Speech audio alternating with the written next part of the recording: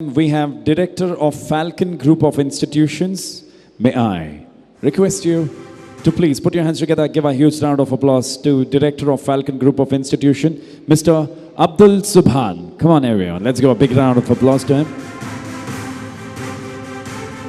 You'll be sharing with us the importance of the education sector to mold the people for the future, for the business.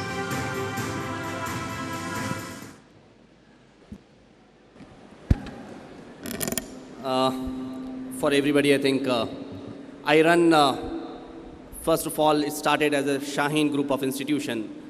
In Bangalore, we founded another brand by name Falcon Group of Institution. Education, when I look at the field of education, I don't think that anybody can select this field as that I want to pursue this particular profession or I want to profess that profession. Because for me, this was never part of my dream that I would ever start an institution, because my dream was that I would work with IMF, World Bank.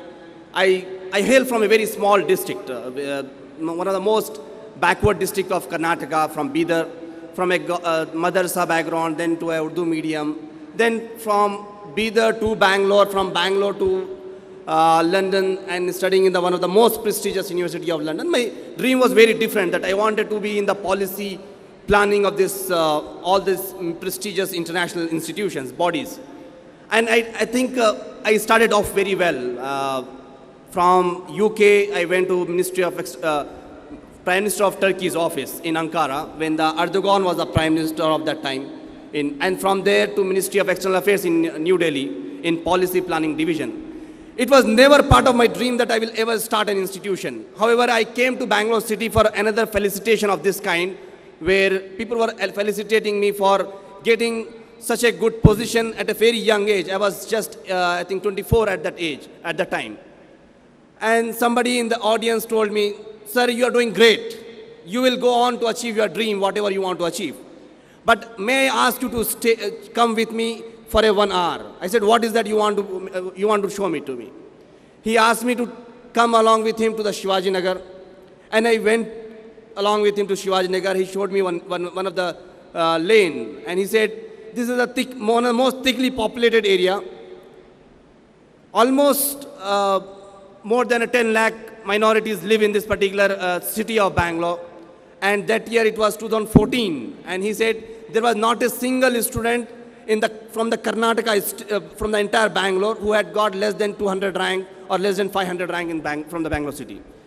And he was narrating me a story that there is one school which is run by some mosque, and they don't get students in that particular school. They have to send one van to the Tannery Road just to get some 16 students from that particular school. Runs on paper, because that school was an aided school, and by which teachers will get at least their salaries. It was a really shocking event for me. I was really baffled, because what I knew of Bangalore was as Silicon Valley of this country. The best of best is available in this country. All the startups which we see in the country, maximum comes from Bangalore. But the reality in front of me at that time was very different. Then I decided, let me do something. And that's where the journey started. I left everything. I could not tell to my own father that I'm going to start an educational institution in Bangalore, because he had a lot of dreams just like me, that I will work in Delhi, I will be in external affairs. Yeah, no problem. So the very dream of my father would shatter if I tell him that I'm going to start an institution. However, I got married on 7th of May 2014. I took my wife on 8th of May 2014. I told my father I have to go to Bangalore. There is an emergency work which I have got there. I stayed at my home after my marriage for, I think, after my reception, not more than 8 hours. I came to this city. I did not have one single relative of mine. I did not have one single friend of mine. The journey started. I had only 6,000 rupees in my pocket. By the God's grace, I run more than 15 institutions. Only in Bangalore city, I run around 6 institutions. Alhamdulillah, in the entire India, the journey was very different. It was not about getting numbers. Now, alhamdulillah, I've got more than 7,000 students studying under the Falcon fold. Under the Shine fold, more than 18,000 students are studying. The journey is just not about getting the numbers. I used to go around the entire state. I was on a yatra about educational awareness campaign, and I went to every taluka, every district of this Karnataka state with one message, that nothing can define us. Nobody can tell us what we can do, what we cannot do, what we can achieve, what we cannot achieve. It is up to us. That one dream which I wanted to give. And Alhamdulillah, I think from that journey, I used to get some parent, one of the parent, his name is Muhammad Mudassir, his mother came. Mother had both kidney failure. Father was not there. She had only one worry, that her eldest son, who was studying in government diploma college, who I think the fees was 1,000 rupees because she could afford only 1,000 rupees. Because of the bad company in that college, he was not at home. He was on the roads. So she was only worried whether my child, my second son, youngest son, whether he can have a decent education. So somehow she came. She was, and my receptionist told me, sir, one lady is sitting outside your cabin, not ready, agreeing to come inside and meet you. From morning till evening, we are trying to convince her. Then I went to her and asked, why don't you come and meet me? She said, sir, somehow with all the guts I came up to here, but from here I'm not able to come to you. Because there is nothing which I can offer. My son is studying, he just finished his 10th from Karnataka, from rural Karnataka, Kannada medium, government school. He does not have a father. He does not know how to read and write English. And that was the moment. I said, you just don't cry. Stop crying. I will do whatever I can do. And Alhamdulillah, that boy who came to me and he was trying to run away and go back to his mother. I asked him what is the problem. He said, sir, first of all, I don't understand what is happening in the class because it is happening in English language. I am from a Kannada medium. I don't know anything in English. And the other problem was my mother is dying. I want to go back. I want to do whatever I can do to my mother. I said, what is that you can do? Just, you can, उसके पैरों के नीचे बैठ के तुम रोने के सिवा कुछ नहीं कर सकते. That was my statement for him. If you want to do something, एक काबिल बनो अपनी माँ के लिए कुछ करने के लिए. You can become doctor, I said. He said, he started crying. He said, how can I become a doctor, sir? I don't have anybody. And I'm so glad to tell you, in 2019, when the NEET results came, Muhammad Mudassir became national topper among all Muslims in the country. He is the first rank holder in Bangalore Medical College. And that is just not Muhammad Mudassir. So many stories. Got a call from somewhere in Rajasthan. Sir, somebody called. Sir, हमको आपका number मिला कहीं से. हमारे घर के बाजू के एक गरीब आदमी रहता है, वो रिक्शा ढकलता है. उसके रिक्शे को ढकलने का काम करता है. घर में इलेक्ट्रिसिटी नहीं है. बच्चा इलेक्ट्रिक पोल के नीचे रोज शाम में 7 बजे से अपनी पढ़ाई करता है, रात के 2 बजे तक. हर रोज हम देखते हैं. अब वो बच्चा 12th कंप्लीट किया है. नाउ उन्हें एग्ज़ाम लिखा था नीट का, but he could not get anything. And yes. And the only problem that this boy wants to study, but he could not do anything. That father wanted the boy to start earning something for the family. We want this boy to study. We called that boy. Somehow I said, send that boy. They said, sir, we can't send.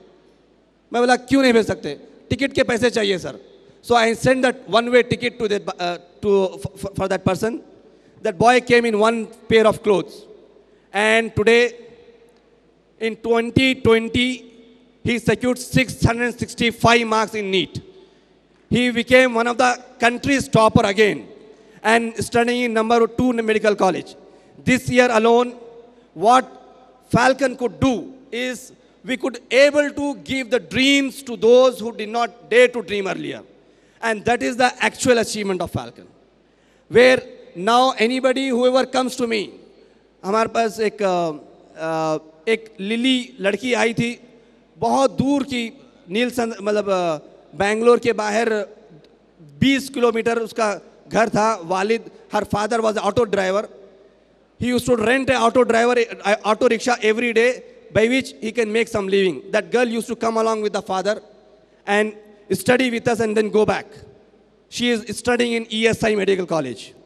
We have Niranjan, so many stories. This year, we created history with 360 out of 360 marks in biology in the NEET. He became, that I'm talking about Manoj, he became the country's topper in medical, in biology, in NEET 2021. So one message which I have is that education, anybody and everybody can earn money. But education is just not for money. Money is a byproduct. It will come. Today, by God's grace, when I came with 6,000 rupees, today my monthly salaries is above 1 crore rupees. It is nothing what one can achieve if you are truthful to yourself.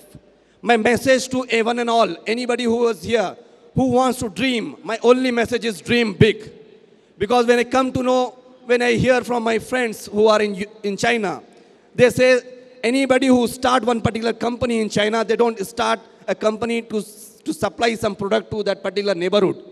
They start with one postcard which they write, 5 countries name. First, before starting any company, 5 countries name they write.